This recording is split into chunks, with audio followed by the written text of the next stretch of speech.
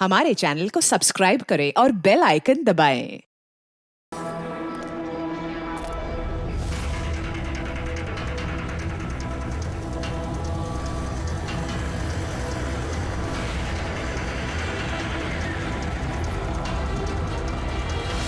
ए भाई, गाड़ी आगे ले।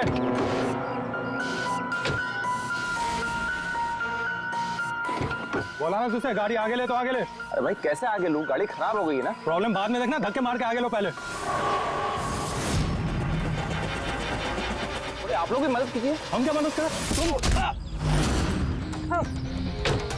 जल्दी। इस आदमी को मैं पहचानता हूँ सर। इसका मतलब हमारी इन्फॉर्मेशन एकदम सही है। यानी कि वो रूट नाम का कंप्यूटर हैकर इसी जगह पे होगा। और वो रूट जरूर कोई खतरनाक प्लानिंग कर रहा है सर। चाहे कुछ भी हो जाए, उसे जिंदा पकड़ना है, ये जानने के लिए कि उसका मिशन क्या है। और इस मिशन में तुम दोनों साइबर कॉप की आगे भी जरूरत लगेगी।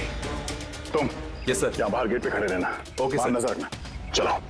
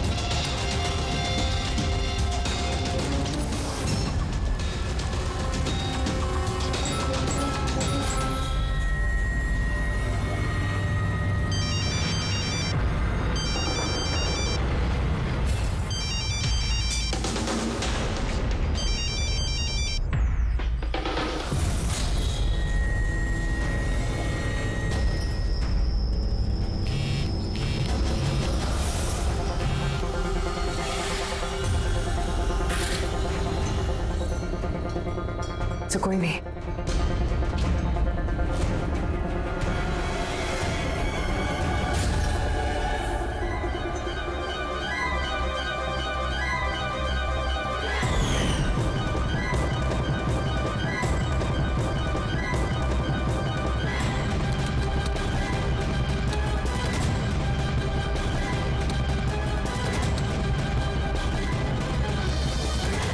आप रेडी? सर सब जगह देख लिया, यहाँ पे कोई नहीं है। खबर तो गलत नहीं हो सकती, यहीं कहीं होना चाहिए। चलो देखते हैं।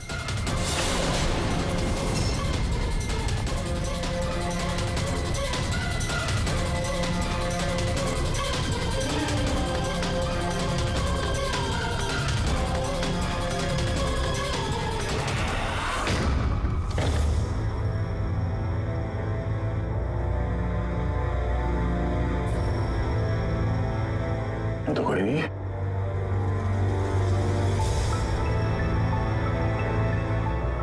शहर अभी भी गर्म है, लगता है यहाँ पे कोई था अभी। मगर सर एंड मौके पे भाग कैसे निकला? सर हम लोग तो चारों तरफ से बंगले के अंदर घुसे, किसी को बाहर भागते हुए नहीं देखा है। सर हाँ, सर ये मॉनिटर देखिए। सर ये तो घर के आसपास की फुटेज चल रही, कहीं वो हमें देख के भाग तो नहीं गया? हो सकता है वो ज्यादा दूर नहीं गया होगा। जरा इस जगह को अच्छी तरह से चेक करो, और पूर्वी इस कंप्यूटर को चेक करो, देखो क्या मिलता है। तब तक मैं गेट पे जाके देखता हूँ।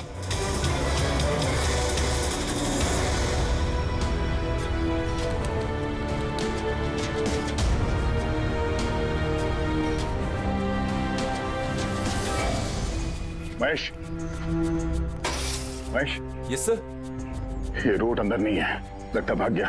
तुम यहीं पे खड़े थे? सर मैं यहीं पे खड़ा था, मैंने किसी को नहीं भागते हुए देखा। तो ऐसा कोई नहीं किया बाहर? नहीं सर।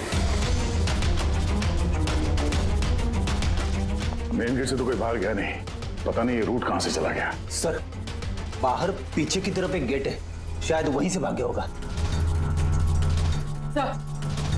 सर वो कंप्यूटर पासवर्ड प्रोटेक्टेड है, ब्यूरो ले जाना पड़ेगा। सर ये रूट जरूर अपने उसी खतरनाक मिशन को पूरा करने में लगा होगा। ये रूट को किसी भी हाल में जल्द से जल्द ढूंढना होगा। एक मिनट, पूरे घर में कहीं भी ये कारपेट नहीं है और यहाँ पे कारपेट रखा हुआ है, उसके ऊपर ये स्टूल। जरा हटाओ इसे। सर यहाँ पे खुफिया दरवाजा। बड़ी, तुम यही रहो इनके साथ, हम लोग अंदर देखते हैं।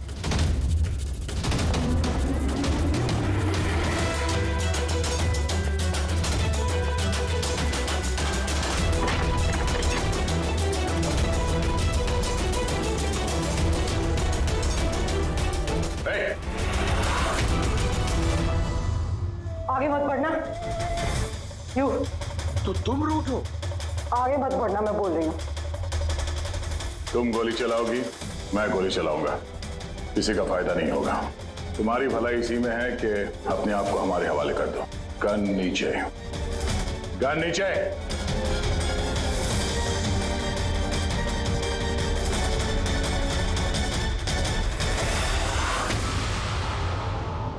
खुद को शूट कर दूंगी। नहीं, रिलैक्स, कुछ नहीं करोगी तुम ऐसा। गन नीचे। मैं गन नीचे रख रहा हूं, ये देखो, ये।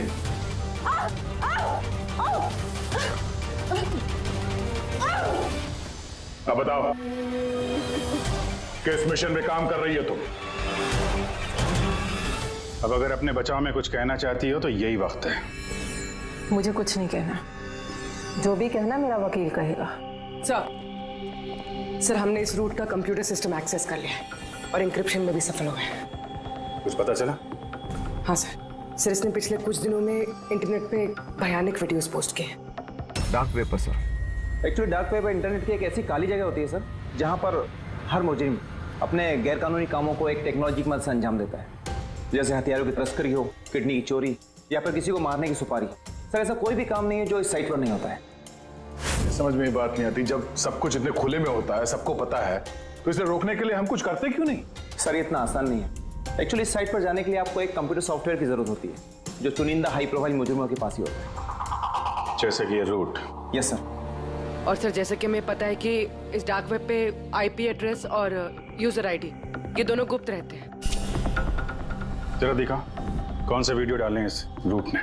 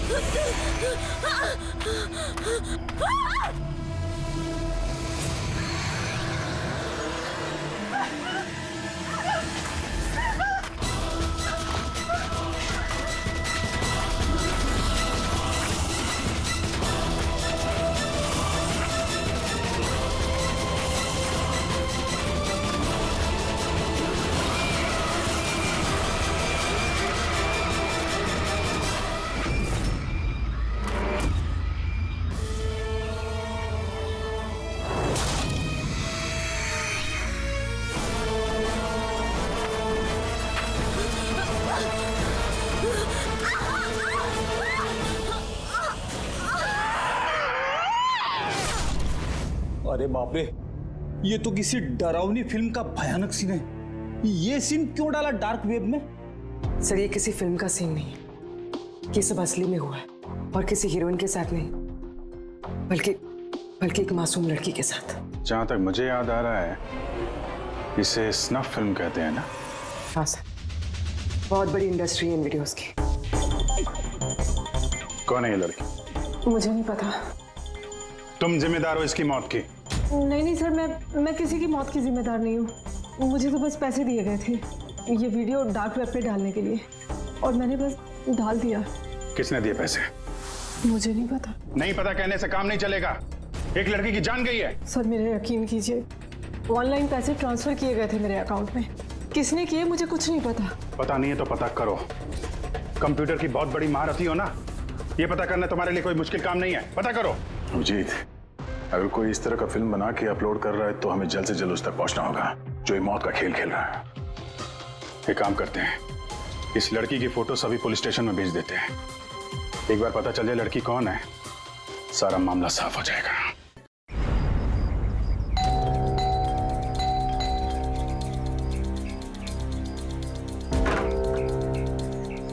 जी कहिए, किससे मिलना है? ये रिया का घर है ना? हाँ, मैं उसका पापा। आइए। वो हम लोग सीआईडी से हैं।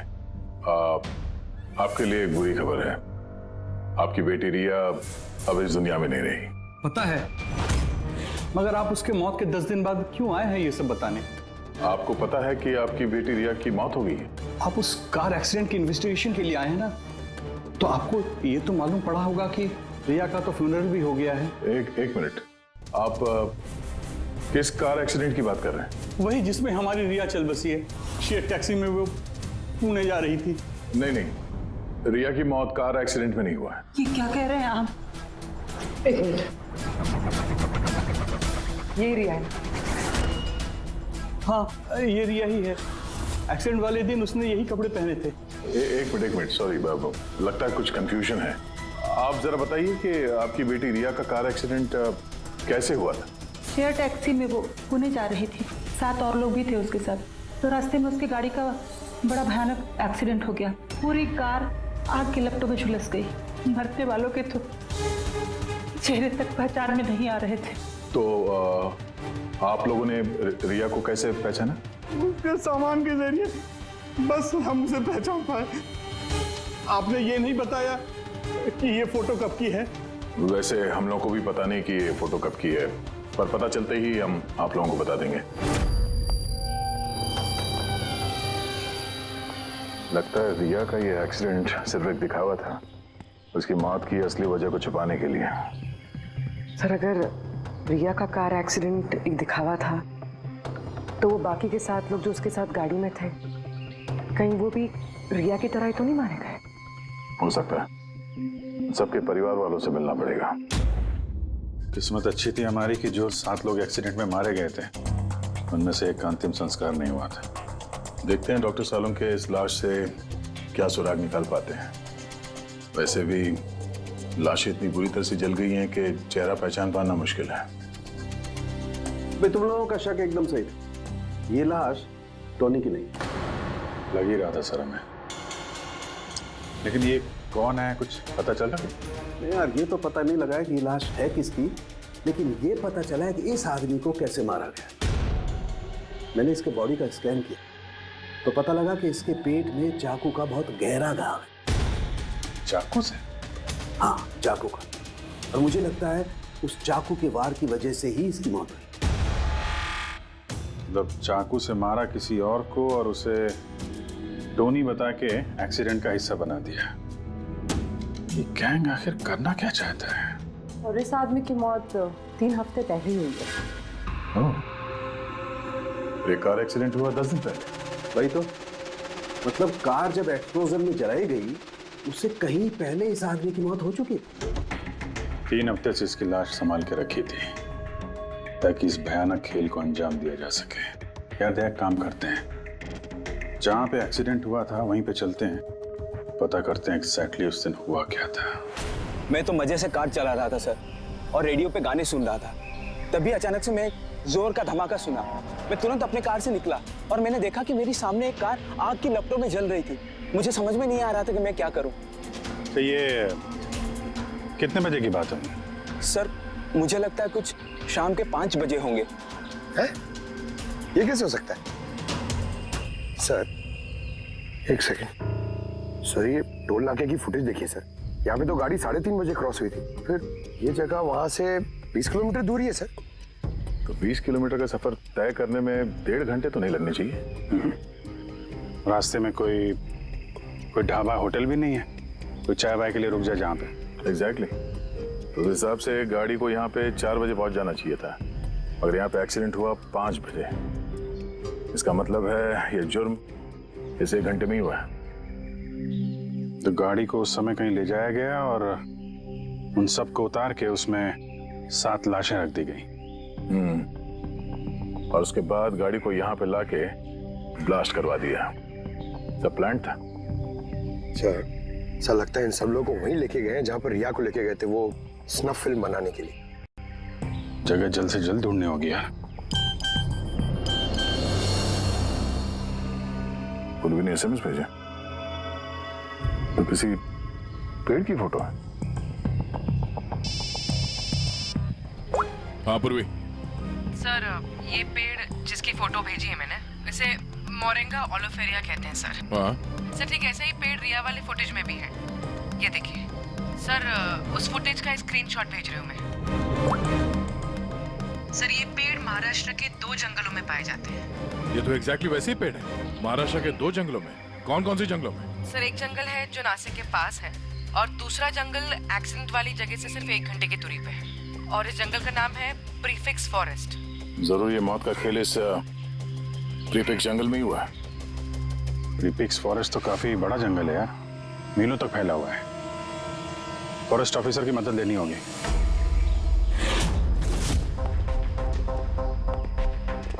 इस जंगल में ये सब हो रहा है, यकीन नहीं होता।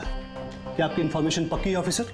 पक्की नहीं होती तो यहाँ तक आते नहीं हम लोग। आप बताइए कुछ हाल फिलहाल में ऐसी कोई घटना आप लोगों ने कुछ सुनी हो, कुछ देखी हो, जंगल के अंदर कुछ हुआ हो? बिल्कुल नहीं, और अगर ऐसा कुछ होता तो हम जरूर उस पर ध्यान देते।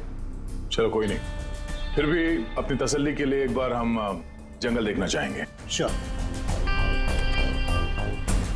वैसे सर आप लोग पूरा जंगल देखना चाहेंगे? क्योंकि मीलों तक फैला हुआ है ये, इसमें काफी वक्त लग सकता है। नहीं, हम पूरा जंगल नहीं देखेंगे। हमें जंगल का वो हिस्सा दिखाइए जहाँ पे कोई आता जाता नहीं है, क्योंकि अक्सर सुनसान इलाकों में ही जुर्म पनपता है। Okay officers. विनोद, मेघना, इन्हें जंगल के उन इलाकों की दिखाने की जिम्मेदारी आपकी है। ओके? जी सर। Yes sir. सर एक सेकेंड सर, ये देखिए सर, ये जंगल का सबसे घना और सुनसान इलाका है। मेरी समझ से हमें यहीं से शुरू करना चाहिए। ठीक है, देखते हैं।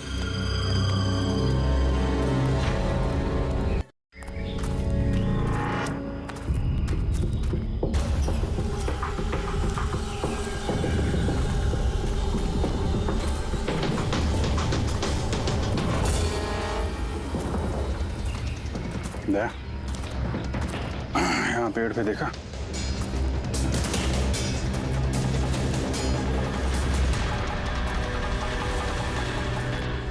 छोटा सा कैमरा। मतलब हम लोग सही जगह पे आ गए हैं। यही वो जगह है जहाँ पे वो फिल्म बनाई जा रही है। कैमरा ऊपर भी है, उस तरफ बैंड है।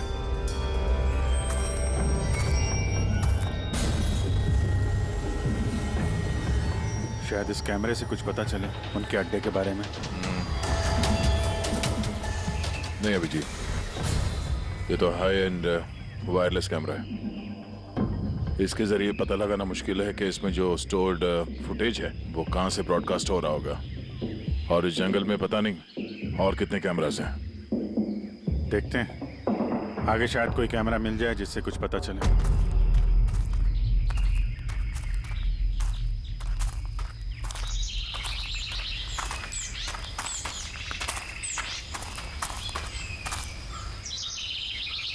सर, सही निशान देखिए। मुझे लगता है हमसे पहले यहाँ कोई आया है। हम लोग सही डायरेक्शन में जा रहे हैं।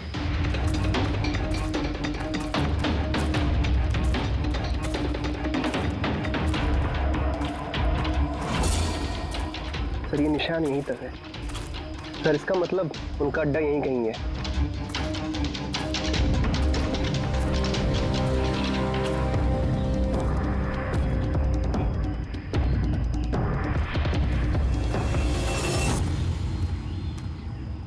सर सर जल्दी आइए। एक मिनट सर, एक सेकंड घबराओ मत, हम लोग सीआईडी से हैं। उठो उठो। सर आप लोग सीआईडी से, मुझे बचा लीजिए सर।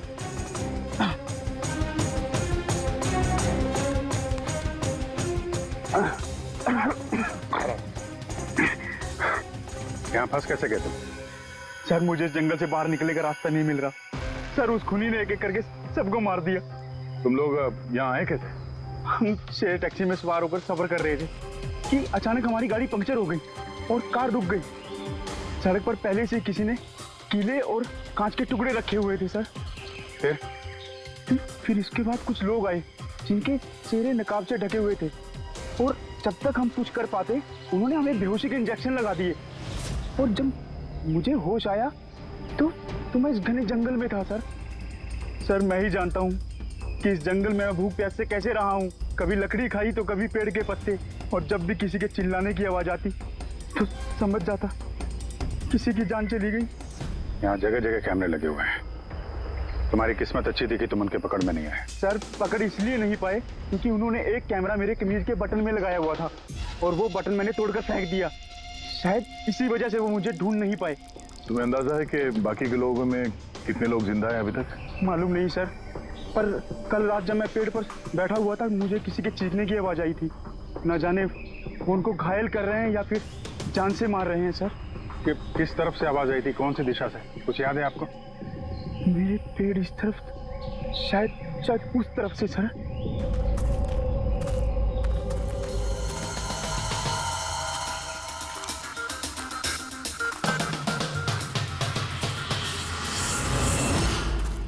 सर खून,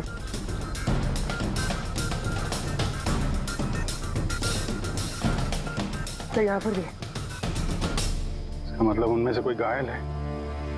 किस तरफ गया होगा?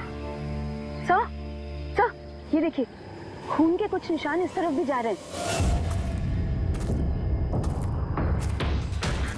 इस तरफ भी खून का निशान है और इस तरफ भी है। दोनों तरफ है, दोनों तरफ देखना पड़ेगा। पंकज, पूर्वी, तुम लोग इधर देख लो, हम लोग इधर देख लेते हैं। विनोद, तुम इनके साथ जाओ और हाँ, और आधे घंटे में अपडेट देते रहना, ठीक है? आप आइए।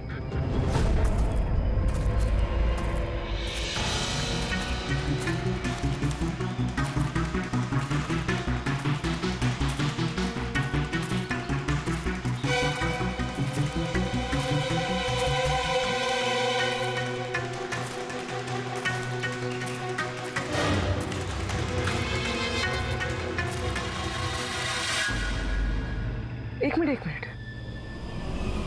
वो क्या है?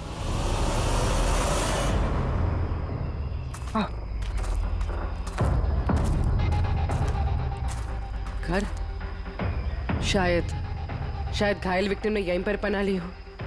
जंगल के बीच में घर, मगर नक्शे के हिसाब से तो यहाँ कोई घर नहीं था। हो सकता है ऐसे फिल्म बनाने वालों को ऐसे लोकेशंस की जरूरत पड़ती है ताकि उन्हें कोई ट्रैक ना कर सके। हो सकता है उस घर में जो घायल आदमी है वही मुजरिम हो सकता है पंकज, और ये भी हो सकता है कि आगे और भी कैमरास लगे हों। होशियार रहना।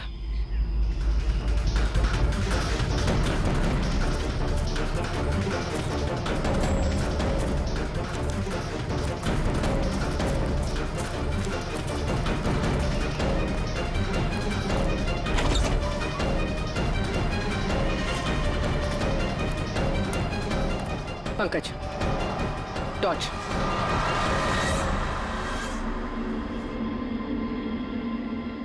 ये घर तो एकदम हिंदी फिल्मों की डरावनी पिक्चरों जैसा। ये देखो, उस घायल विक्टिम को यहीं पर लाया गया है। वो आवाज सुनी?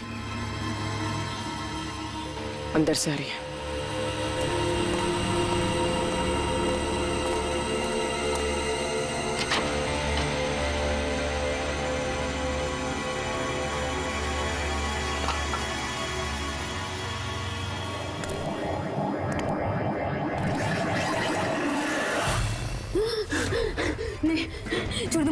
मुझे जाने दो। बाहर आओ। मेरे पास मत आना, मैंने कुछ नहीं किया। देखो, हम लोग सीआईडी से, घबराओ मत। आओ, कुछ नहीं होगा तुम्हें। अच्छा अच्छा।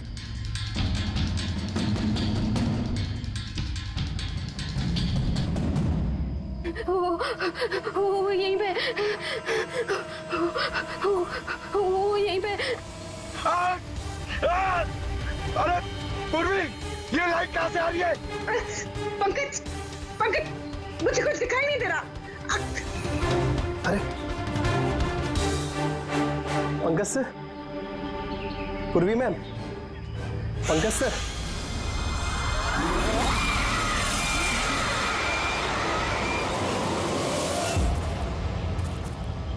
सर, खून के निशान तो यहाँ के खत्म हो गए।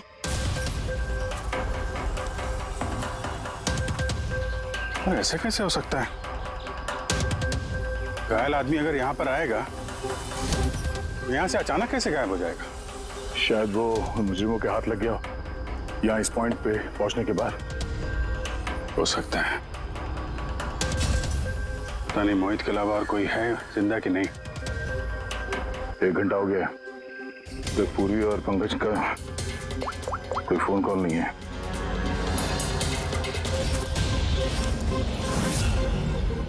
पूर्वी फोन उठा नहीं रही है। पंकज देखता हूँ।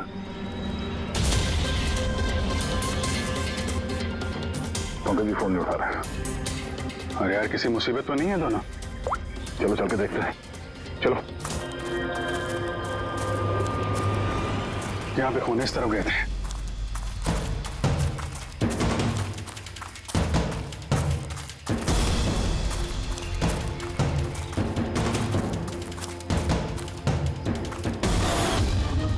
घर के अंदर शायद कोई हो। अंदर जाके देखता हूँ। ठीक है, तब तक मैं यहाँ बाहर देखता हूँ।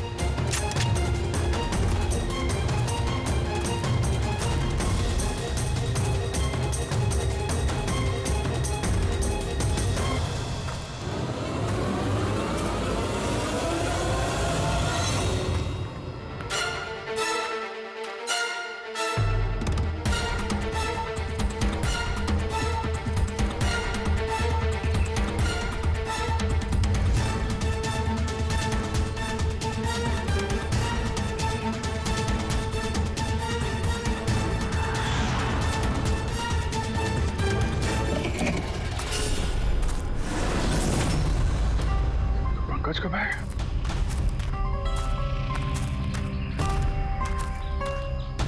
पंकज,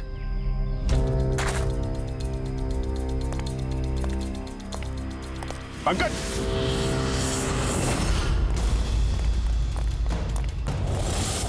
पंकज, पंकज, पंकज, कैसे? उठो, उठो, सर, उठो। क्या हुआ? सर वहां पे वो घर में गए थे सर। वहां पे एक लड़की थी सर। हाँ सर, सर बात ही कर रहे थे सर। पता नहीं एकदम से इतनी रोशनी आई सर कि कुछ दिखने नहीं, कुछ समझ में नहीं आ रहा था। वो घर से जैसे जैसे मैं निकला बाहर, शायद यहाँ गिर गया सर। पता नहीं, कुछ समझ में नहीं आ रहा सर, एकदम चक्कर आ रहा है। और पूर्वी, विनोद, वो कहाँ है? सर वो लोग पता नहीं सर, अंदर थे, बाहर निकले पता नहीं सर। ओह नो, क्या हुआ क्या तुम्हें? ये ठीक है। पूर्वी और विनोद मिले? नहीं, उस घर के अंदर तो कोई भी नहीं। ओह गॉड, उन्हें कहीं कुछ हो ना गया हो।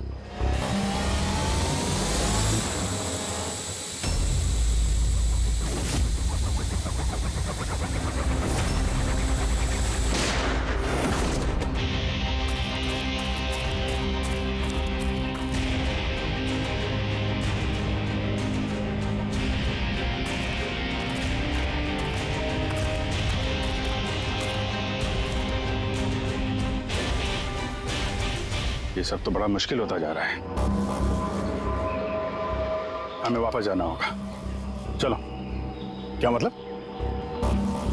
देखो दया, हमें ये नहीं मालूम है कि अपराधियों की तादाद कितनी है, कितने कैमरे लगा रखे हैं यहाँ पे, कितने हथियार हैं उनके पास। ऊपर से हम पे हर वक्त नजर रखे हुए हैं। अभी फिलहाल हम उनसे मुकाबला करने की तैयारी में नहीं है। और पूर्वी, उसे यहाँ पे अकेला छोड़ के चले जाएंगे हम? यार दया देखो, पूर्वी उनके चंगुल में फंस चुकी है। हम उसको बचाने जाएंगे तो हम भी नहीं बच पाएंगे। अभिजीत क्या हो क्या गया तुम्हें? कुछ याद है सीआईडी में हमें पहले क्या सिखाया था? यही कि सबसे पहले अपने साथी को पीछे मत छोड़ना, चाहे वो जिंदा हो या मर चुका हो। अरे यार, हर लड़ाई रूल बुक के हिसाब से नहीं लड़ी जा सकती। हमें यह भी सिखाया गया था कि प्रेजेंस ऑफ माइंड का इस्तेमाल करना अलग अलग परिस्थितियों में। आई एम सॉरी, तुम्हारे इस थॉट से मैं एग्री नहीं करता। आई एम सॉरी, तुम्हें जाना है तुम जा सकते हो, बिना पूर्वी के मैं यहाँ इस जंगल से बाहर नहीं जाने वाला। जिद मत करो दया, हमें यह भी नहीं मालूम है कि पूर्वी जिंदा है कि नहीं। अभिजीत वो एक सीआईडी ऑफिसर है, इतनी आसानी से हार मानने वाली नहीं है। वो बेचारी अकेली लड़ रही होगी उन मुजरिमों से, और अब जब उसे सबसे ज्यादा जरूरत है हमारी, हम पीठ दिखा के भागेंगे यार। ज्यादा जरूरी यह है कि जो लोग उस गिरोह के कैद में नहीं आए हैं उनको बचाया जाए। और तुम्हें पूर्वी की इतनी परवाह है तो जिद मत करो, मेरे साथ चलो, हम लोग अच्छी प्लानिंग बना के वापस आएंगे। चलो। इसे हो क्या गया? सर अभी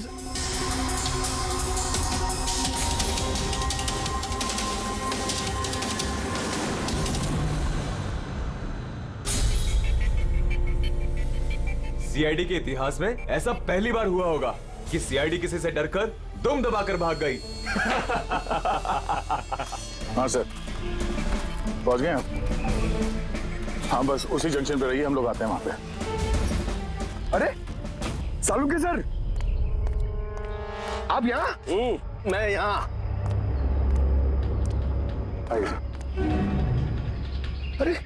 अरे तुम्हें क्या लगा हम लोग पूर्वी को ऐसे ही छोड़ देंगे जंगल में मरने के लिए? हैं? तो आपका और दया सर का झगड़ा झूठा था। जब अभिजीत ने वहां पे कैमरा देखा तो उसने मुझे इशारा किया। पता नहीं और कितने ड्रोन लगा रखे होंगे हम पे नजर रखने के लिए। जो आदमी उस कैमरे के जरिए हम पर नजर रखे हुए था, उसकी आंखों में धूल झोंकना जरूरी था। इसलिए अब वो लोग ये सोच के बैठे होंगे कि हम लोग जंगल से निकल गए, थोड़े रिलैक्स भी हो जाएंगे। यही मौका है हम पे हमला करने का। जी ये लो, ये तुमने मंगाया था। ये क्या डिवाइस है सर? ये जैमर है पंकज। आसपास इस एरिया में जितने भी कैमरे होंगे सब जैम हो जाएंगे। अब वो हम पे नजर भी नहीं रख पाएंगे। और ये ड्रोन पे जो कैमरा लगा है, इसकी रेंज 7 किलोमीटर सिर्फ। बैटरी तो खत्म होने वाली है। इसका मतलब अगर हम इसे नहीं पकड़ते तो ये वापस उनके अड्डे पे जाता बैटरी बदलने के लिए। जरा आईपैड निकालना, नक्शा निकालो उसमें।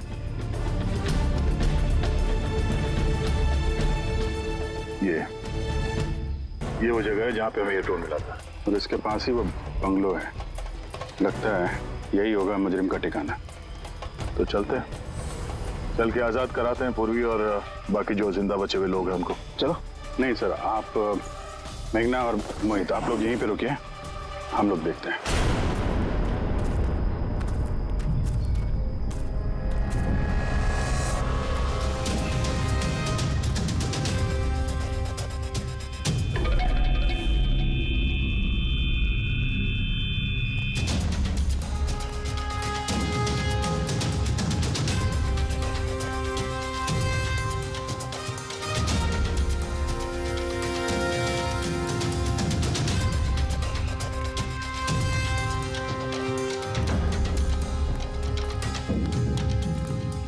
यार पूरा सिस्टम बंद कैसे हो गया? देख तक कुछ जैसे आवाज आ रही है। कैसे हो सकता है पूरा सिस्टम?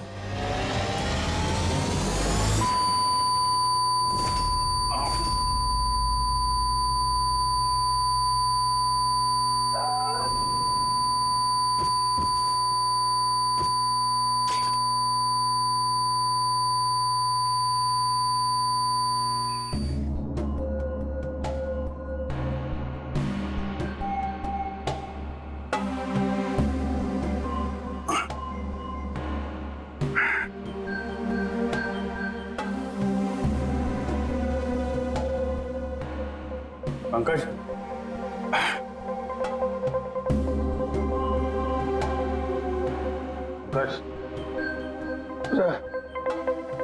हमारे स्वागत की पूरी तैयारी कर रखी थी इन लोगों ने। सर ये लोग अगर हमें मारना चाहते तो पहले ही मार देते। हमें मारते हुए क्या ये फिल्म बनाना चाहते हैं?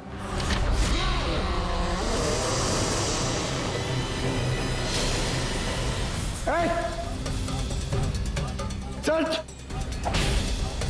जाओ। सर्च। मैं हूं पंकज।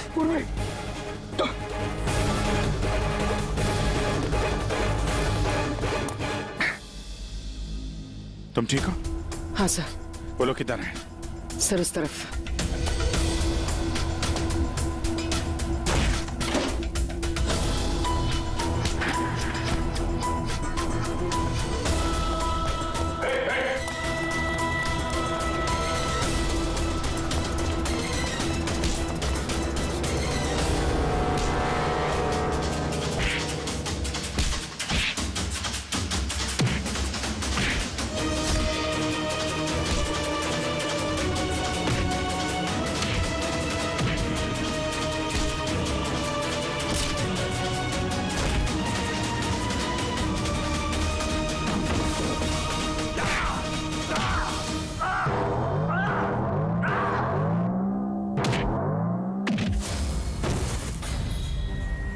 सर चल चल।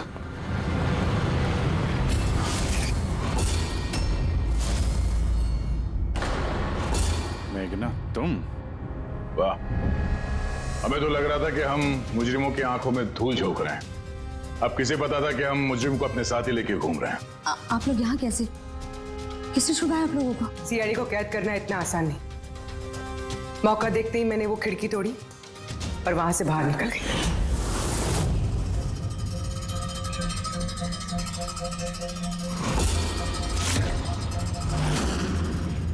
और उसके बाद मैंने उन्हीं लोगों का पीछा किया जिन लोगों को तुमने भेजा था मुझे ढूंढने के लिए। और फिर मैंने उस नकाबपोश आदमी को देखा और उसका भी पीछा किया।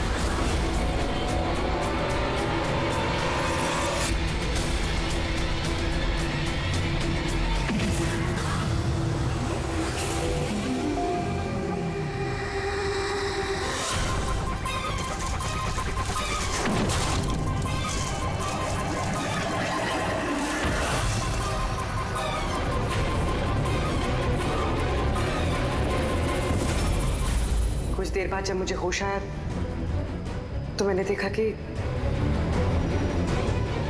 मगर इससे पहले कि मैं बाकी ऑफिसर्स तक पहुंच पाती तुम्हारी उस सोनिक बूम वाली आवाज ने इन्हें बेहोश कर दिया था। वो तो मेरी किस्मत अच्छी थी कि मैं दूर थी और उस आवाज का मुझ पर कोई असर नहीं हुआ। और फिर मैंने सोचा कि क्यों ना उस नकाब को ही मैं अपना हथियार बना लूं। जिस बेरहमी से तुमने लोगों की जान ली है, तुम तो औरत कहलाने के लायक भी नहीं हो। अब ये बताओ तुमने ये सब किस लिए किया? ये सब मैंने पैसों के लिए किया है सर। जितने पैसे मुझे इस काम के लिए मिल रहे थे ना, उतना तो मुझे अपनी जॉब में 5 साल में भी नहीं मिलता। और वैसे भी क्या फर्क पड़ता है, रोज इतने लोग मरते हैं, अगर 2-4 और मर गए तो क्या हुआ? तुम्हें शायद मालूम नहीं है कि तुम कितनी बीमार हो। बाकी लोग कहाँ हैं जो तुम्हारे साथ में थे? मैंने किसी को कोई नुकसान नहीं पहुंचाया सर, इतनी भी बुरी नहीं हूं मैं। और वैसे भी मैंने कोई भी खून अपने हाथों से नहीं करा है। मुझे तो एक औरत ने करोड़पति बनने का ऑफर दिया था जो मैंने एक्सेप्ट कर लिया। कौन औरत? बहुत अजीब सा नाम था उसका।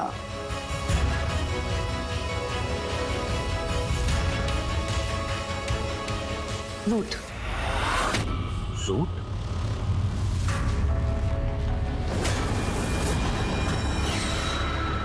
तो रूट है सबके पीछे मास्टरमाइंड। अब उसने ऐसा क्यों किया उसका जवाब तो अब वही देगी। तो जहां तक तुम्हारा सवाल है, कानून तुम्हें कड़ी से कड़ी सजा देगा।